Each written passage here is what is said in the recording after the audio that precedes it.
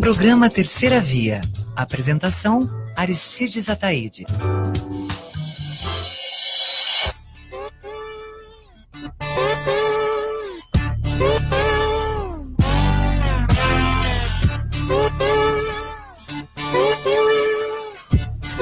Bom dia, dia 18 de dezembro de 2018, agradáveis 22 graus em Curitiba, nós falamos a 1.009 metros de altitude. Começamos mais uma edição do nosso programa Terceira Via, o seu caminho de justiça e cidadania. O programa Terceira Via é uma iniciativa do Observatório de Justiça e Conservação, Instituto Positivo, Hospital Pequeno Príncipe, SPVS e Instituto Legado.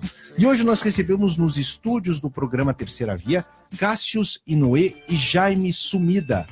Eles são especialistas em killifish. Killifish parece até o nome de um filme do Quentin Tarantino, mas não é exatamente isso. São peixes que possuem um ciclo de vida fantástico, um ciclo de vida sazonal.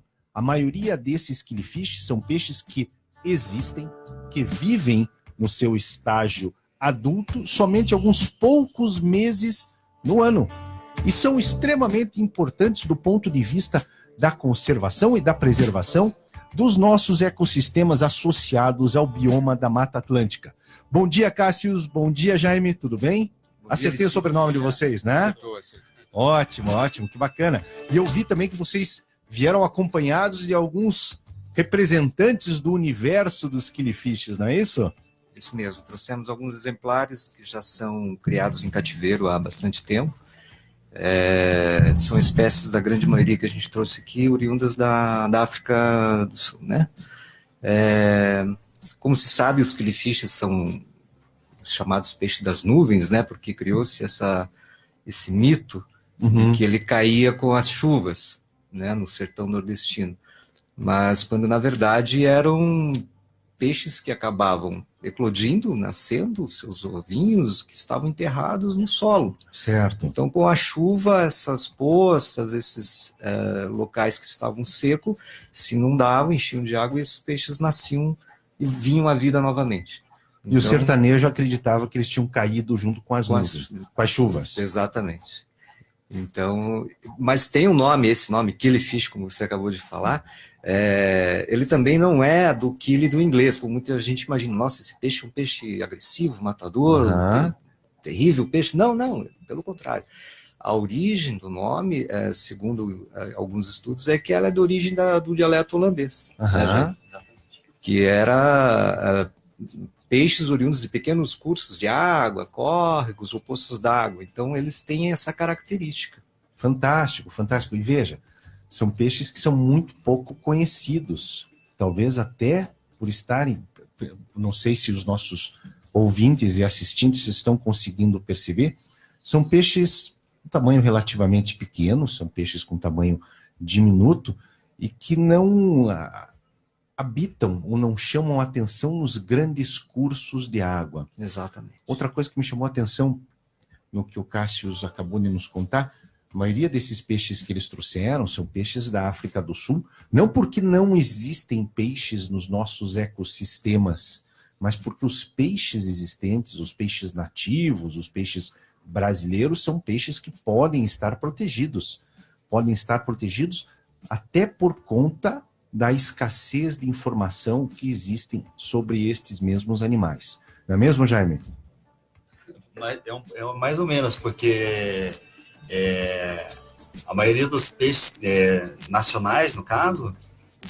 Chega mais pertinho no microfone. Tem o problema do desmatamento, exatamente, né, de construções, e muitas vezes acaba que a gente acaba nem conhecendo a espécie. Exatamente. Elas acabam se perdendo antes mesmo de serem conhecidas. Pelo menos acho que tem 3 espécies extintas brasileiras. Exatamente. 3 espécies extintas de peixe. Isso só existe em cativeiros, né? Pessoal, clubes que criam essa espécie que conseguem manter, né?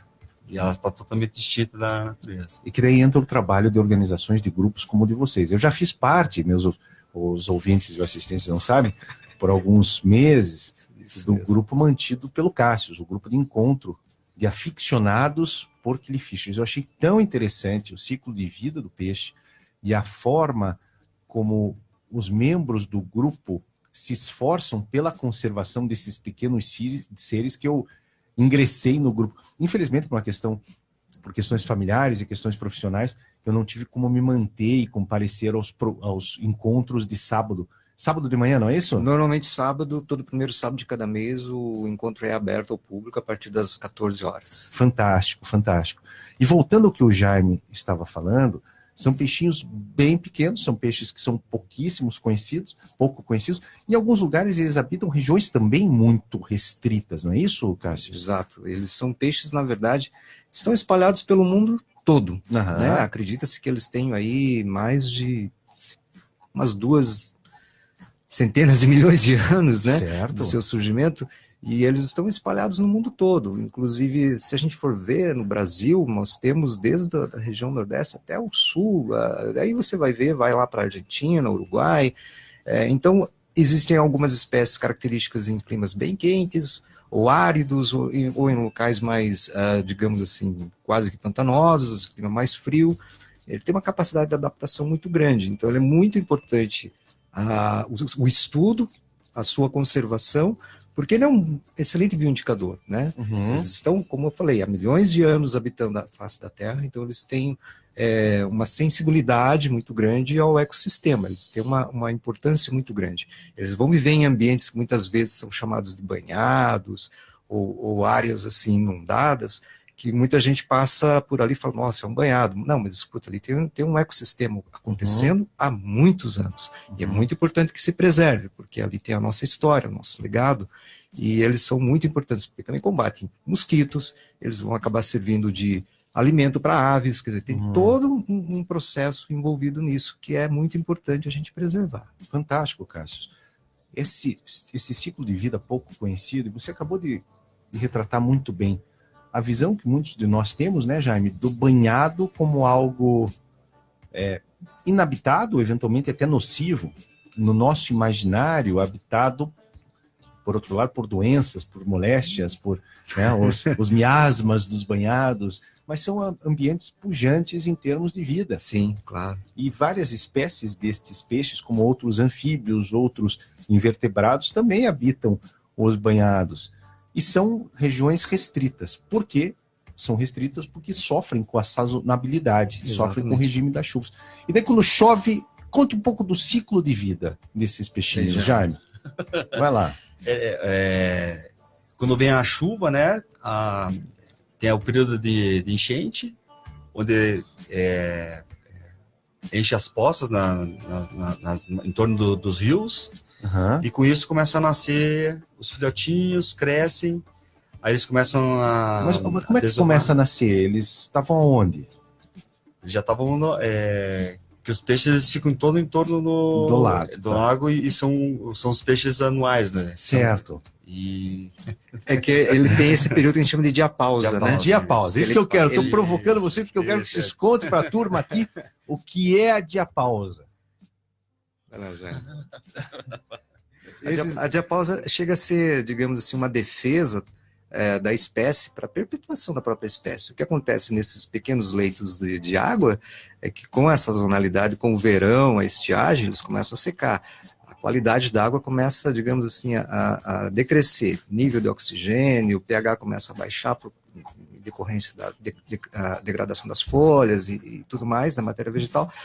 O peixe vai saber que aquele local talvez não perdure muito tempo. Ele vai tentar reproduzir o máximo possível. Ou seja, eles acabam muitas vezes, algumas espécies, se enterrando no leito dessas poças, desovando, e, consequentemente, em pouco tempo eles vão acabar morrendo, perecendo. E aquilo vai secar, vai haver um acréscimo de temperatura e esses ovos vão estar lá resistentes a todas essas intempéries até que venha o período das chuvas, encham novamente e eles venham à vida.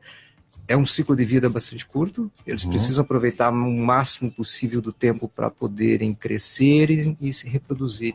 Qual curto pode ser? De 3 a 1 ano. De 3 meses a 1 ano. Um ano há relatos até mais tempo. Até mais, né?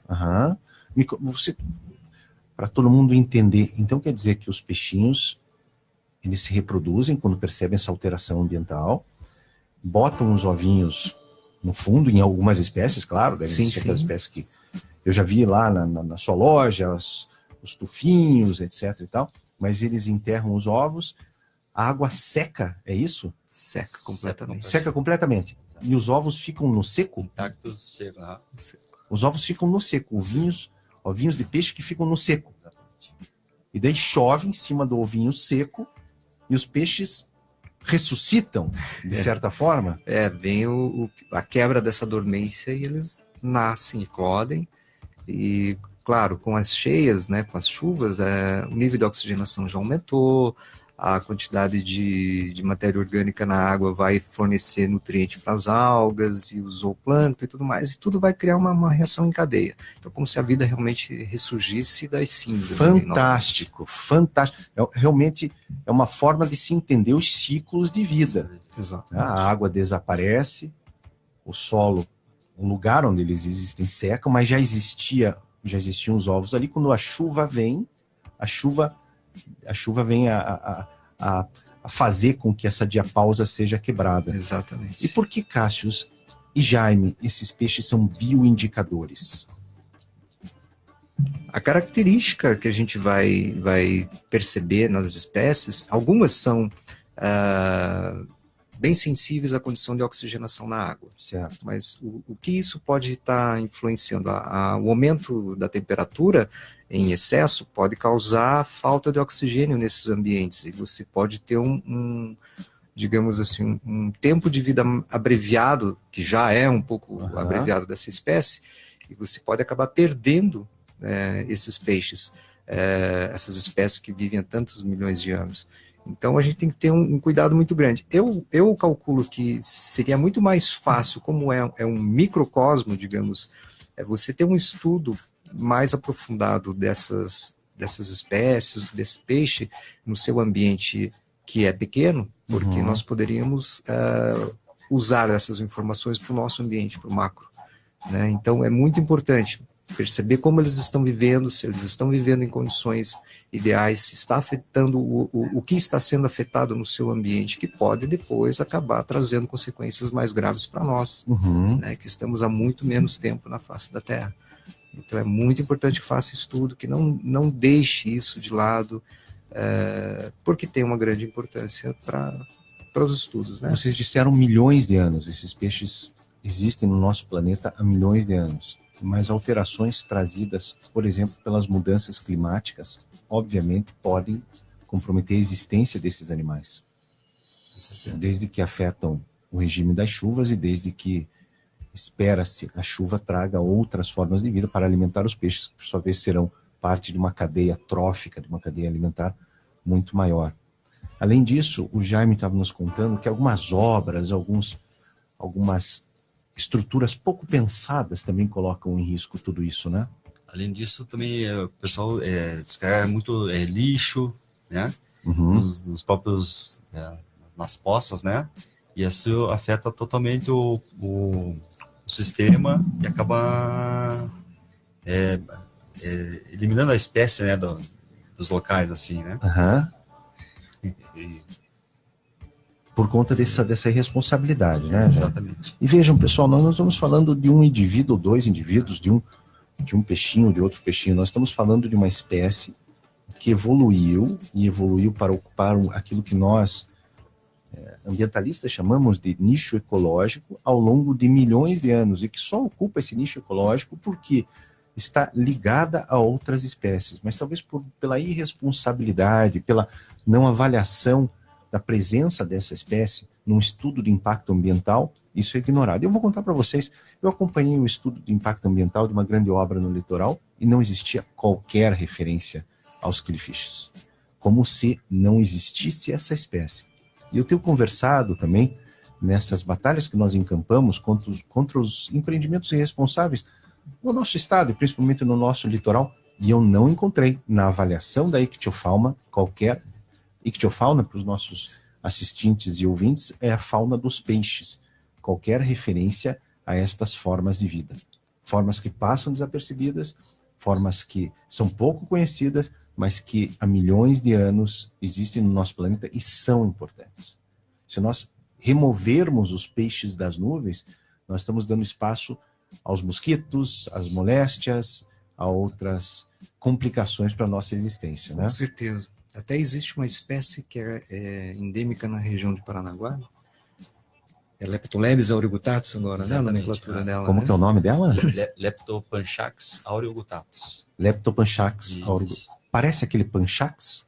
Não, é diferente. É diferente. Só mudou a faz uma referência qualquer... O gênero faz alguma referência, provavelmente. Não. Não, acho que, acho que não, né? Nomenclatura... Eu não me recordo por que eles fizeram essa alteração da nomenclatura. Certo. Vive acontecendo, né, esse tipo de situação. Mas ela é típica ali de Paranaguá, né, da região. Existe a outra que é lá de Cananéia, né, São Paulo. Iguape, né? Exatamente. São duas espécies muito típicas do norte. Da Mata Atlântica. Da Mata Atlântica, né, do norte, do nosso litoral, e mesmo de Paranaguá.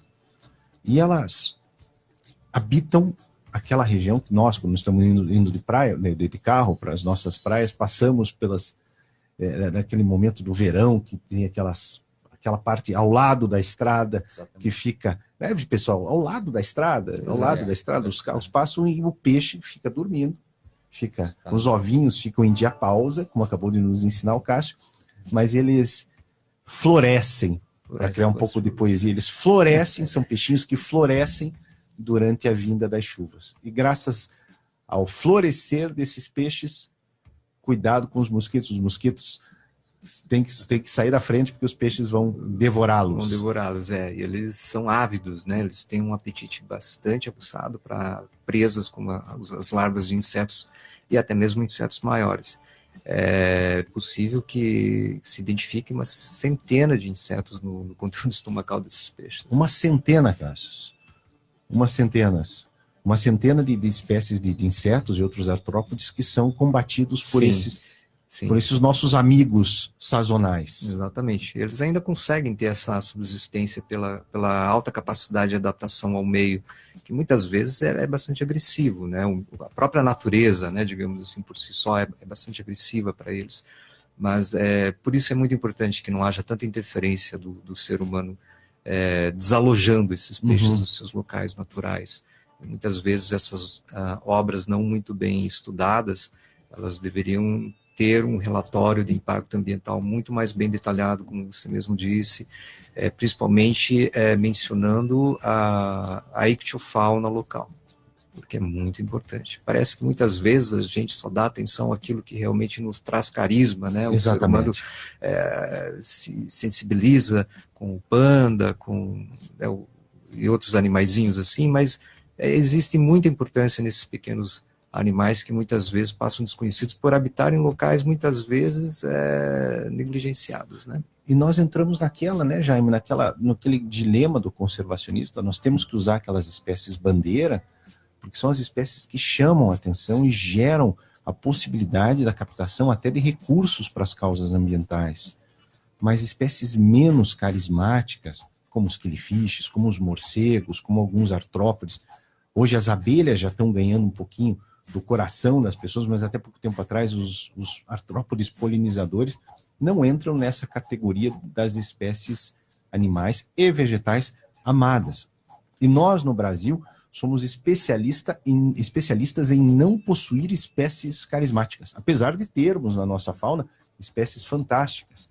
Mas nós sempre brincamos, duvido que vocês vão numa loja de brinquedos e consigam encontrar um tamanduá de pelúcia, ou um tatu de plástico.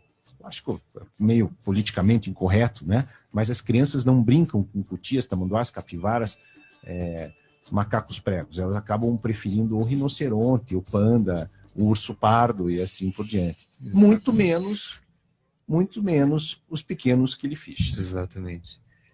Mas aí para divulgar mais esse trabalho de paixão que nós temos pelo killifish e pelos aquários, a gente até vai deixar aí aos telespectadores, internautas e ouvintes 2 aquários com 2 casaizinhos de killifish para serem sorteados. Olha que bacana. E vamos dar toda assistência para que eles possam aprender o cuidado básico e conhecer mais sobre a espécie.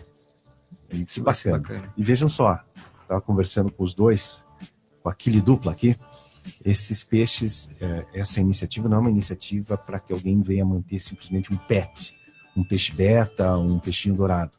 É para que as pessoas tenham contato com a importância dos killifish e com a sua importância dentro da conservação. Como formas fantásticas de vida podem existir em lugares menos conhecidos e influenciar todo o nosso meio. E daí que surge a paixão de vocês pelo aquarismo, gente? Ou surgiu antes? O aquarismo vem de infância mesmo. De infância, né? Aí, daí, a partir do momento que comecei a gostar da criação, na reprodução, daí eu conheci os killifish. Hoje já são 12 anos? 12 anos. 12 anos de grupo. E é paixão. É paixão, não é? Paixão mesmo. É engraçado, eu não tinha conversado ainda pessoalmente com o Jaime, mas eu já tinha visto, Jaime, os aquaristas de Curitiba, aqueles que pegam a febre do aquário, como é o meu caso, eu sou aquarista aí há, sei lá, 38 anos. Nós não conseguimos sair. Nós não conseguimos sair porque nós aprendemos sobre a natureza com o aquarismo. Exatamente. Pouca gente sabe. Aquelas pessoas que não conhecem o movimento aquarista tendem a imputar o aquarismo como algo irresponsável, até predatório. Não é isso que acontece. Se os peixes mantidos em aquário, ou eles são oriundos da coleta sustentável, ou são oriundos de criação em cativeiro. Exatamente. E os aquaristas desempenham esse papel importantíssimo ao lado da academia na identificação e no conhecimento do ciclo de vida da rictiofauna. Sem o aquarismo, a academia teria muito pouco o que fazer. Qualquer cientista, qualquer biólogo vai dizer a mesma coisa, até porque grande parte desses biólogos também são necessariamente aquaristas, amadores, né? O aquário, ele surgiu, há relatos de que o aquário já tenha surgido no Egito Antigo. Sim. Então, já se tinha esse culto ao manter um animal num aquário, num recipiente onde pudesse ser observado, estudado, e a humanidade vai aprendendo ao longo dessa existência como é frágil, como é delicado, como é importante manter os ambientes, né, naturais. Então a gente sempre fala, olha, aquário ajuda na educação ambiental de crianças, de adultos, porque ela vai perceber que ela precisa, uma criança, por exemplo, ela vai perceber que ela precisa ter um pouco de responsabilidade no cuidado, no tratamento com esse animalzinho. Ela vai ter essa analogia na sua vida do dia a dia, do cotidiano, que é muito importante isso. Ela saber que ela tem que preservar, ela saber que tem que cuidar dos descartes na natureza e tudo mais. Então isso é muito importante. Entender também que a água, onde a vida surgiu, que a vida depende, é um ambiente frágil, que deve ser cuidada. Exatamente. Preocupações com o pH, preocupações com a qualidade da água, isso que sempre eu tento levar para os meus filhos. Como a água não é só água, né? Você, com alterações ambientais, você compromete a existência dos peixes, dos bichos que estão lá dentro. Eu sempre, quando vou visitar o Cássio, na sua loja, eu brinco que os meus peixes já devem ter uns 20 anos. Eu sou realmente muito cuidadoso com os parâmetros do meu aquário. Meus peixes, eu tenho um aquário de ciclídeos africanos, que é outro grupo dentro do aquarismo, que também é muito interessante, dentro dos lagos Malau e Tanganica, de alguma forma Lago Vitória, e que representam, na minha opinião, uma grande escola de evolução ao lado das Ilhas Galápagos, né? Como é o caso desses killifish que vieram aqui. Quando nós acabamos entrando um pouquinho mais a fundo no aquarismo, nós saímos daquelas espécies mais vistosas, né, dos peixes dourados. Exato. E tal, e acabamos entrando no interesse ecológico, nos aquários que estão ligados à natureza em si, não é mesmo? Exatamente. E me conte uma coisa, vocês trouxeram esses killifish aqui. Vocês querem falar um pouquinho sobre eles aí? Jaime, vai lá, você está com crédito de falação aqui no programa. Até agora foi você que menos falou.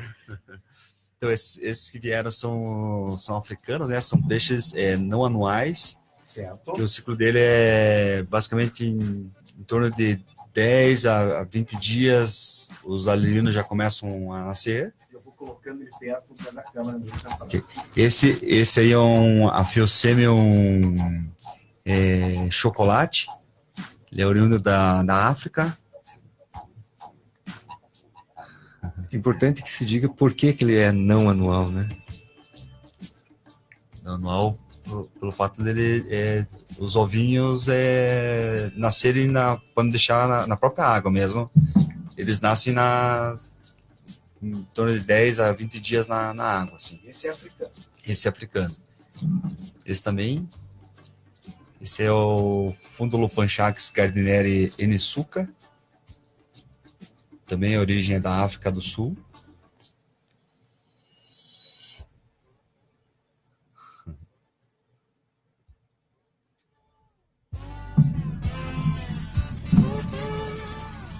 Esse agora é o Fundulupanchax gardneri udimount, também africano. Você conseguiu ver? Tá lá no cantinho.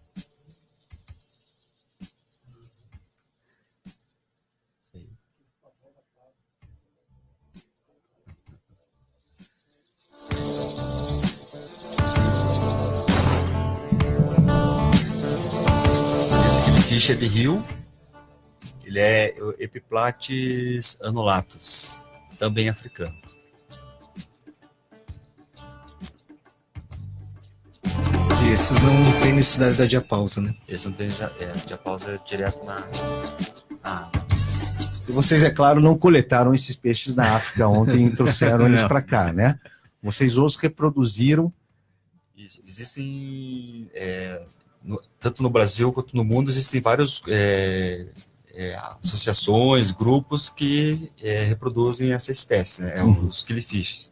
E daí sempre há uma troca, né? Sim. Como é que essa troca? Eu ouvi dizer que vocês trocam os ovinhos entre si. Exatamente. A gente acaba fazendo trocas, né? Conhecendo o pessoal e começa a fazer esses encontros, né? Regionais e nacionais e faz a troca. Vai haver um encontro internacional, né? E agora em 2019. Isso, em setembro do ano que vem terá um encontro até mundial, né? Lá na Argentina. Na Argentina? Exatamente. Vocês estão pensando em ir? Estaremos presentes. Vocês estarão presentes. Ah, que bacana, que bacana. Então quer dizer que se eu quiser dar um presente para o Jaime ou dar um presente para o Cássio, eu vou ter que dar um envelopinho com ovos de peixe? Pode ser também. Pode ser. Um casal adulto seria melhor. Melhor, sim. Você já ganhou esses ovinhos de peixe de presente? Já, várias vezes. Sempre há uma troca, assim, né? Duvido que os nossos ouvintes e que os nossos assistentes tenham conhecido alguém que ganhou ovinho de peixe seco de presente e faz com que... Gente, é uma coisa incrível. Eu já vi. Você não consegue acreditar que um peixinho consiga sair de dentro, consiga florescer de dentro desse peixe. E eu fico pensando, eu gosto muito de conversar com o pessoal do Killifish, eu fico pensando sobre a aflição que eles não sentem, sabendo, nós, em geral, as pessoas normais, não que nós não sejamos normais, né? De certa forma, nós somos normais também. Mas as pessoas, em geral, não percebem que dentro de lugares menos importantes ou menos festejados existe tanta vida. Eu fico imaginando o desespero que vocês não sentem quando vocês escutam falar sobre obras como, por exemplo, a Estrada da Destruição ou esse porto privado que pretende se instalar em Pontal do Paraná, como isso vai arrasar a vida que existe na região. É claro, nós conhecemos, nós, cidadãos em geral, sabemos que as aves, os mamíferos, os répteis vão deixar de existir, mas toda a vida no seu milagre mais profundo deixar de existir deve ser algo que os aflige muito. É entristecedor. Temos alguns colegas que fizeram algumas incursões, que a gente fala, nesses biótopos, nesses locais onde se encontram algumas espécies características da nossa região. Só que normalmente essas incursões são feitas nas sazonalidades, então acaba sendo feito no ano seguinte, quando se volta ali para ver como está aquele biótopo, de repente se depara com um aterro. Não existe mais. Não existe mais. E infelizmente acabou sepultando de vez uma comunidade de quili. A gente está falando de killifish, mas na verdade tem toda uma cadeia, né? Um ecossistema, que acabou sendo sepultado, onde sequer foram estudados ou se sabia que existiam ali de forma, digamos, oficial. É um peixe que, nesse caso, ele não é permissível a sua captura, o seu comércio, a sua criação livre em cativeiro, mas também a gente gostaria que eles fossem mais preservados, mais bem cuidados pelas entidades, pelas autoridades, porque não se pode perder esse tesouro, digamos assim, que nós temos, né, nas nossas matas, nas nossas cidades, vamos dizer. Sim, né? sim. A cidade vai avançando cada vez mais, as construções em cima de locais que são habitados por esses peixes. O Cássio, e o Brasil, ele surgiu na Mata Atlântica. O Brasil é a Mata Atlântica, né? Muitos desses peixes já não devem mais existir, nós sequer chegamos a conhecer. Exato, como a gente falou, tem pelo menos acho que 3 espécies distintas, dos vários gêneros de killifish, alguns gêneros são praticamente endêmicos no Brasil, né? E são nacionais. Né? São nacionais, quer dizer, a grande maioria, assim, de todas as espécies são brasileiras, né? E, infelizmente, a gente está sepultando esses peixes com as construções. Não só os peixes, mas os anuros, os anfíbios. Existe um grupo de anfíbios, os anfíbios ápodes também, que são pouquíssimos conhecidos como cobras cegas ou cecílias, que costumam ocorrer em lugares mais úmidos, completamente destruídos. Alguns artrópodes, besouros, lepidópteros, que ocorrem nessas regiões, estão sendo completamente destruídos. E alguém pode perguntar, mas poxa, no que isto afeta na minha vida? Como minha vida vai ser melhor ou vai ser diferente por conta de um peixinho desse tamanhinho, um peixinho que só existe dentro de uma poça d'água? Eu acho que é uma questão é um exercício, em primeiro lugar, um exercício ético. Afinal de contas, não é só porque nós temos nossos 70 e tantos quilos ou sabemos dirigir os nossos carros, que nós temos mais direito sobre a existência nesse planeta. E, em segundo lugar, em algum lugar, ele está posicionado na teia da vida. Nós não temos como ignorar. É uma construção, a vida é uma construção. Se nós vamos tirando os pregos e os tijolos dessa construção, é claro que o edifício em todo vai ruir. Vai abaixo. Não? Como a gente falou, eles já estão há milhares de anos aqui na face Milhões, da Terra. né? Milhões, né? Então, nós não podemos negligenciar isso. É claro. Né? Eles têm uma importância muito grande, não só nessa questão que a gente fala assim da sua história, mas no dia a dia, no combate às larvas de mosquito, aos insetos que, se não tiverem um certo controle biológico, nós vamos viver no meio de pernilongos, de insetos por aí. Né? Então tem uma importância muito grande. E o encontro com a sazonabilidade também é muito importante, porque são, justamente, pegando o exemplo, as larvas de mosquitos também são sazonais. A presença de algumas aves dispersoras também é sazonal. Nós temos insistido bastante que a Estrada da Destruição, que está passando a ser batizada pleonasticamente de faixa de infraestrutura, vai comprometer grandemente a existência das aves dispersoras de sementes que, por sua vez, abastecem as florestas da nossa Ilha do Mel. E sem as florestas da Ilha do Mel, nós deixamos, graças aos processos erosivos, de ter Ilha do Mel. Isso em pouquíssimo tempo, 10 anos, 20 anos, não, talvez 100 anos, talvez 200 anos, talvez nós não vejamos isso acontecer, mas não é justo que nós estejamos fazendo isso com os nossos netos e bisnetos. É simplesmente injusto. Seria a mesma coisa que destruir uma obra uma obra de Beethoven, ou quem sabe uma pintura de Monet, e deixar que as nossas futuras gerações sejam privadas desses tesouros, dessa parte do nosso planeta, né? Exatamente. Cássio e Jaime, se alguém quer conhecer mais sobre os Killifish, o que essa pessoa deve fazer? Nós temos nosso grupo que é todo sábado de cada mês.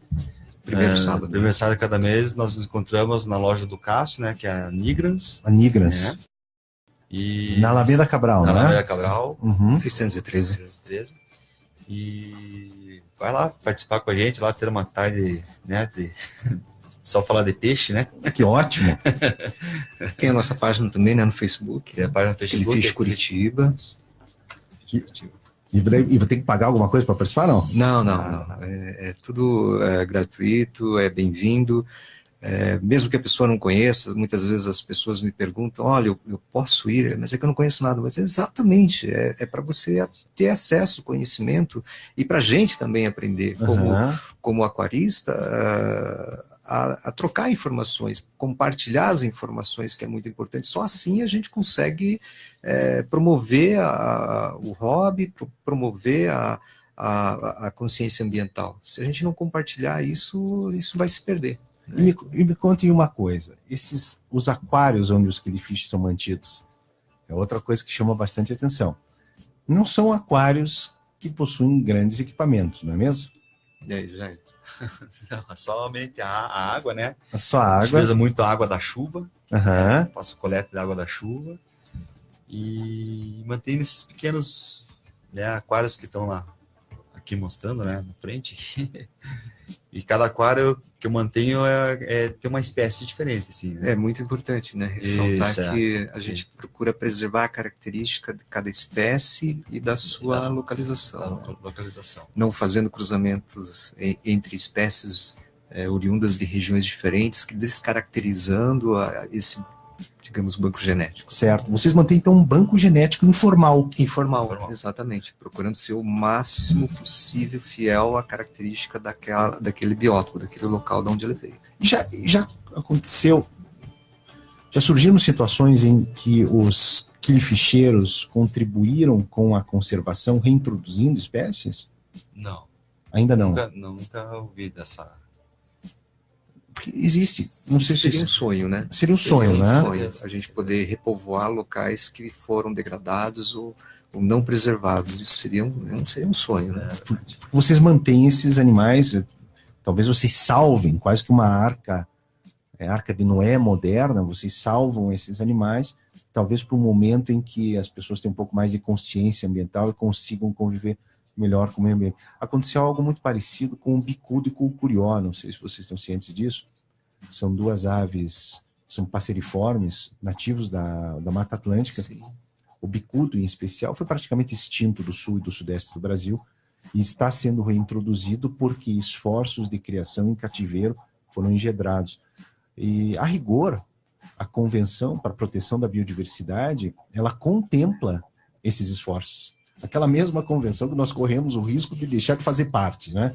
São coisas esquisitas que têm acontecido no Brasil. A Convenção para a Proteção de Biodiversidade contempla os esforços de conservação ex situ, ou seja, longe do local da ocorrência, como é o esforço que vocês fazem. Eu sei que existe uma dificuldade grande dos quillificheiros em obter autorização para coleta de ovos, não é isso?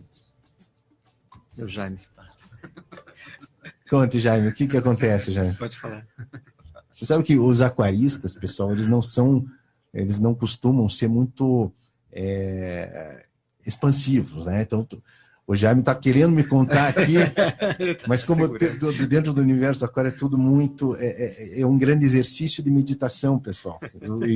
Sério, é um exercício de paz e de reflexão. Então, eu estou tentando tirar essa resposta do Jaime aí. Vai lá, Jaime. Então, para você conseguir, eu vou ajudar vocês. Para vocês conseguirem coletar um peixe, vocês precisam da autorização do do órgão fiscalizador ambiental, não é isso? Exatamente, mas a gente só acaba aqui fazendo essa troca. A troca virtual. Proibido, a gente faz troca virtual, né? Você vai ver que tem muitas espécies nativas que estão lá fora, né? Sim, pois é. Elas estão habitando aquários ali da Europa, da América do Norte, da Ásia, e como acontece com muitas outras espécies, né, que são proibidas o seu cultivo aqui no Brasil ou a sua coleta, mas você vê que elas estão todas lá fora. Então você acaba tendo que adquirir de fora os ovos, muitas vezes, né, que a gente fala as turfas, né, para poder ter legalmente, digamos assim, na sua casa. Né? Ou seja, uma aberração. Em vez de você poder pesquisar e entender o ciclo de vida e tentar em algum momento, como vocês disseram, o sonho de vocês, de reintroduzir esses animais na natureza, vocês têm que contar com o que acontece fora. Com os anurus, com os sapos e com as rãs e com as pererecas é a mesma coisa. Pela internet você descobre que filomedusas estão sendo reproduzidas nos Estados Unidos, no Japão, no Canadá, e não acontece aqui. E nós acabamos perdendo uma oportunidade de exploração, no bom sentido, sustentável da nossa biodiversidade. Há uns tempos atrás, nós estávamos pesquisando as receitas trazidas por peixes de aquários, e eu fiquei estupefato em descobrir que o Brasil produz e exporta muito menos peixe-disco, acaradisco, que é um animal da nossa Amazônia, do que Israel. Israel produz mais acaradisco do que o Brasil. Israel é um país semidesértico e muito menos produz o Brasil do que Singapura e do que Taiwan, que são países minúsculos, mas com um aquarismo super desenvolvido. Outro dado interessante, no Canadá e na Alemanha, pelo menos, com toda certeza em outros países do mundo desenvolvido, as salas de aula do ensino primário possuem aquários, que são montados para que as crianças entendam o ciclo natural, entendam o ciclo da água, entendam como os peixes ou como a cadeia trófica, antigamente conhecida como cadeia alimentar, né, Cássio? Exato. Funciona. Isso ainda está muito distante da nossa realidade. Mas... que a gente fala assim, o aquário não é só a questão ligada, digamos assim, à biologia de um ecossistema. A criança ela vai aprender sobre tudo ali, né? Ela vai ver parâmetros, então, da parte química, ela vai aprender um pouco de física, ela vai aprender um pouco de botânica, ela vai aprender um pouco de tudo dentro de um aquário. E o respeito à vida. E o respeito à vida, é isso. Ela acaba levando isso no dia a dia, sabendo que tudo está interligado. E que existe um ciclo que é observado, não é mesmo? Exatamente. Vocês falaram há pouco que vocês estão fazendo um sorteio aqui também, não é? Isso. Nós vamos presentear o pessoal dos ouvintes aí e internautas. Vamos ver quem com nos escreveu. 2 casais de killifish, fundo do Panchax. Vamos ver quem nos escreveu. E o aquário, a comidinha e tudo. Qual que vai ser o primeiro a ser... Eu vou fazer o seguinte, a primeira pessoa que enviar um WhatsApp para o programa Terceira Via vai receber o primeiro aquário com killifish. Vamos lá.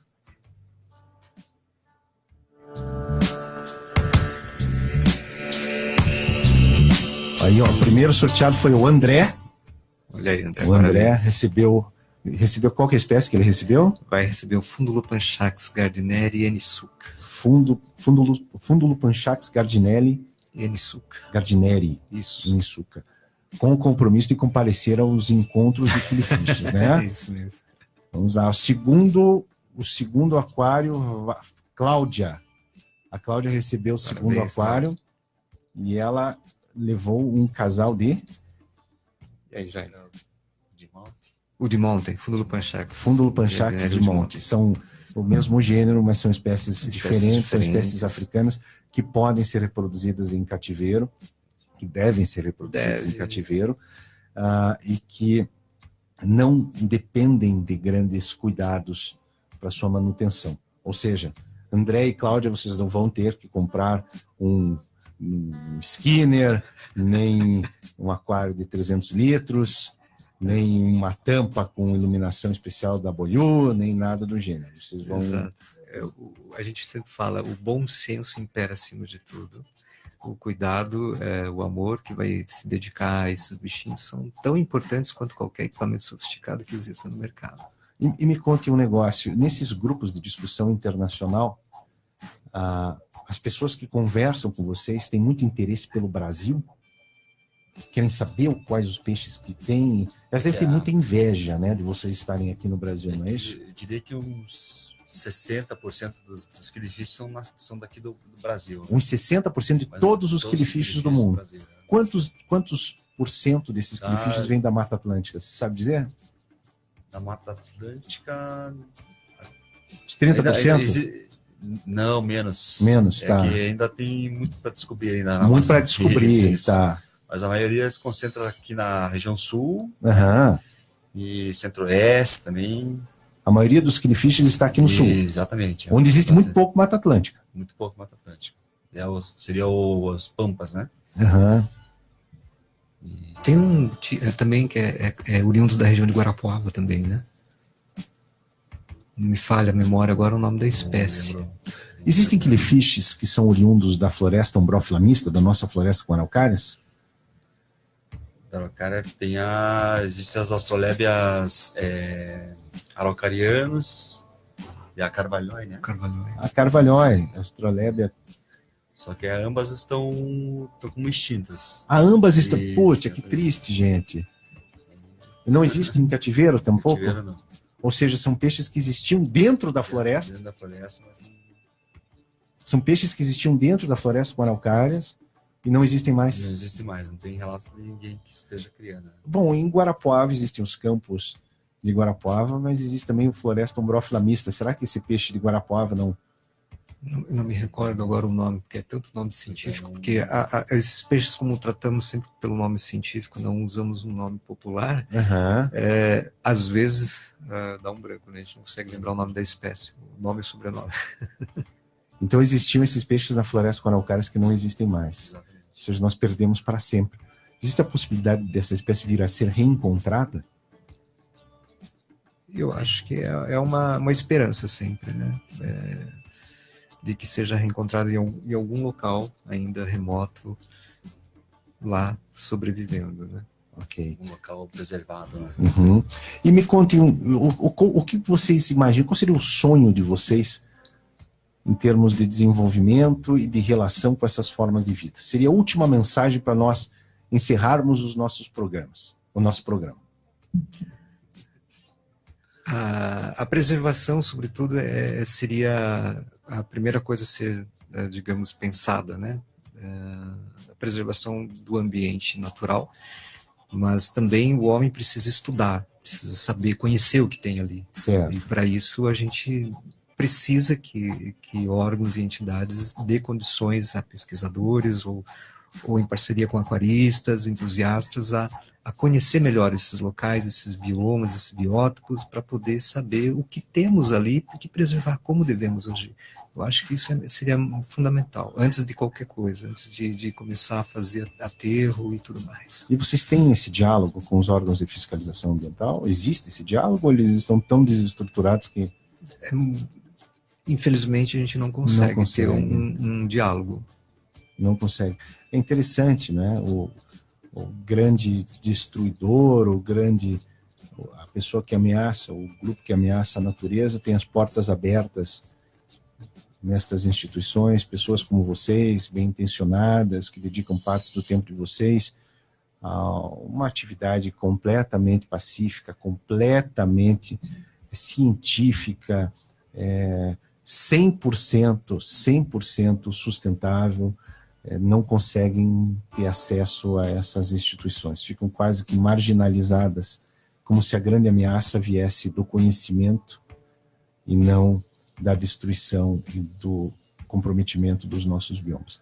Daí, dado o recado, gostaria que os nossos ouvintes que tenham interesse em entrar nesse universo fantástico, aqueles que não ganharam, como a Cláudia e o André, os seus peixes, que têm interesse em entrar nesse universo fantástico dos quilifishes, procurem o grupo na internet, qual que é o Facebook Quilifish Curitiba.